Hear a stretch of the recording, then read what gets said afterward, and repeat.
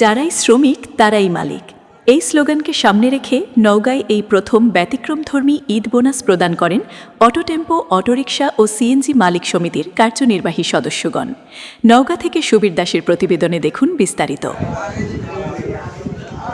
মঙ্গলবার 10 মার্চ সকাল 10টা থেকে সমিতির কার্যালয়ে 700 সদস্যের মাঝে ঈদ বোনাস প্রদান করা হয়।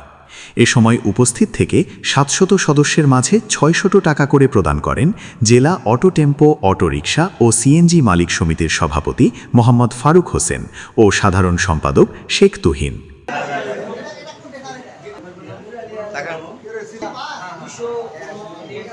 এছাড়াও উপস্থিত ছিলেন সমিতির সহসভাপতি মোহাম্মদ সিরাজুল ইসলাম, হারুনুর রশিদ, সহ সাধারণ সম্পাদক আলম হোসেন, সাংগঠনিক সম্পাদক মিজানুর রহমান, কোষাধ্যক্ষ মোহাম্মদ তৌহিদুজ্জামান ভুইয়া তুহিন, দপ্তর সম্পাদক মোহাম্মদ লোকমান হোসেন, প্রচার সম্পাদক মোহাম্মদ সাজ্জাদ হোসেন, সড়ক সম্পাদক মোহাম্মদ জামান হোসেন সহ কার্যনির্বাহী সদস্যবৃন্দ।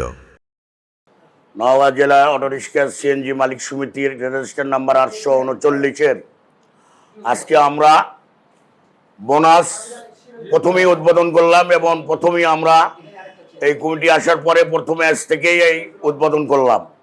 এবং আগামী দিনে আমি মালিক এবং শ্রমিক ভাইদের, যারাই শ্রমিক তারাই মালিক, আমি প্রত্যেককে মালিক সমিতির পক্ষ থেকে এবং আমার কার্যনির্বাহী পরিষদের পক্ষ থেকে অভিনন্দন, শুভেচ্ছা জানাই।